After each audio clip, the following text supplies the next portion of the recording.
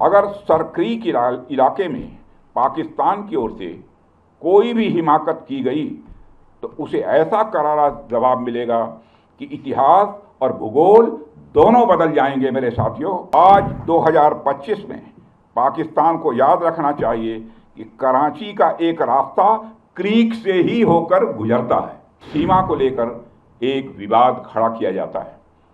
भारत ने कई बार बातचीत के रास्ते इसका समाधान करने का प्रयास किया है, मगर पाकिस्तान की नीयत में खोट है। साथियों, आज 2 अक्टूबर भी है। आज विजयदशमी के साथ साथ गांधी जयंती भी है।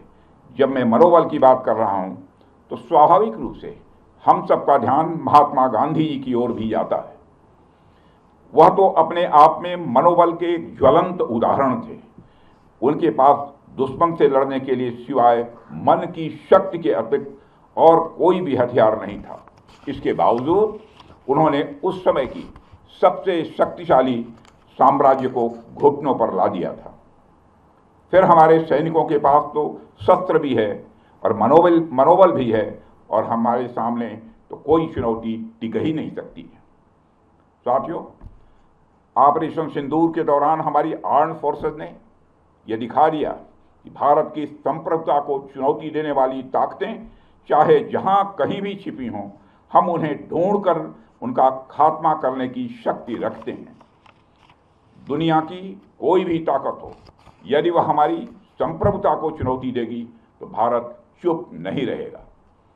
श्री रामचरितमानस में एक चौपाई में भगवान श्री राम ने भी कहा है, देव दनुज भूपति भट नाना, संबल अधिक हो बलवाना, जो रण हमहि पचारे कोई, लड़हि सुखेन कालु किन होई।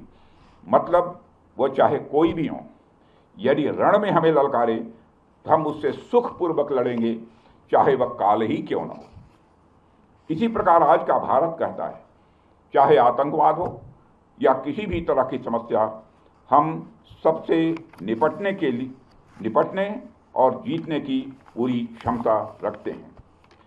साथियों, ऑपरेशन सिंदूर के दौरान पाकिस्तान ने लेह से लेकर सरक्रीक के इस इलाके तक भारत के डिफेंस सिस्टम को भेजने की नाकाम कोशिश की।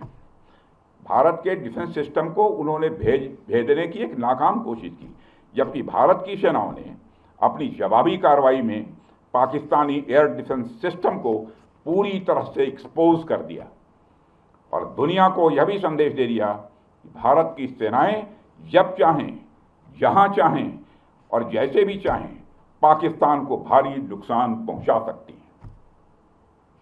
अपने सामर्थ्य के बावजूद हमने संयम का परिचय दिया, क्योंकि हमारी सैन्य कार्रवाई आतंकवाद के विरोध में थी। इसको एस्केलेट करके जंग छेड़ना ऑपरेशन सिंदूर का उद्देश्य कभी नहीं था।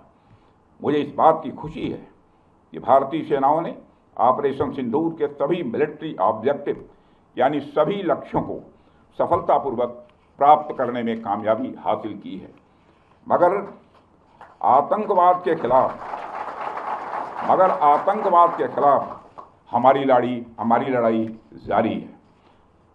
साथियों, आज़ादी के 78 साल बीत जाने के बावजूद सरक्रीक इलाके में सीमा को लेकर एक विवाद खड़ा किया जाता है। भारत ने कई बार बातचीत के रास्ते इसका समाधान करने का प्रयास किया है, मगर पाकिस्तान की नीयत में खोट है। उसकी नीयत साफ नहीं है। जिस तरह से हाल में पाकिस्तान की फौज ने सरक्रीक के सटे इलाकों में अपना मिलिट्री इंफ्रास्ट्रक्चर बढ़ाया है, वह उसकी नीयत बताता है। साथियों, भारत की सीमाओं की रक्षा भारतीय सेनाएं और बॉर्डर सिक्योरिटी फोर्स मिलकर मुस्तैदी से कर रही हैं। अगर सरक्रीक इलाके में पाकिस्तान की ओर से कोई भी हिमाकत की गई तो उसे ऐसा करारा जवाब मिलेगा कि इतिहास और भूगोल दोनों बदल जाएंगे। मेरे साथियों, और 1965 की जंग में भारत की सेना ने लाहौर तक पहुंचने का सामर्थ्य भी दिखाया। आज 2025 में पाकिस्तान को याद रखना चाहिए कि कराची का एक रास्ता क्रीक से ही होकर गुजरता है। साथियों, आज जब हम यहाँ शस्त्र पूजा कर रहे हैं तो हमें माँ दुर्गा के उस स्वरूप को भी स्मरण करना चाहिए जब सभी देवताओं की शक्तियों का सम्मिलन हुआ और वह दिव्य शक्ति के रूप में प्रकट हुई। माँ दुर्गा इस बात की प्रतीक है कि जब विभिन्न शक्तियाँ एकजुट होती हैं तभी असुरों का संहार संभव हो पाता है।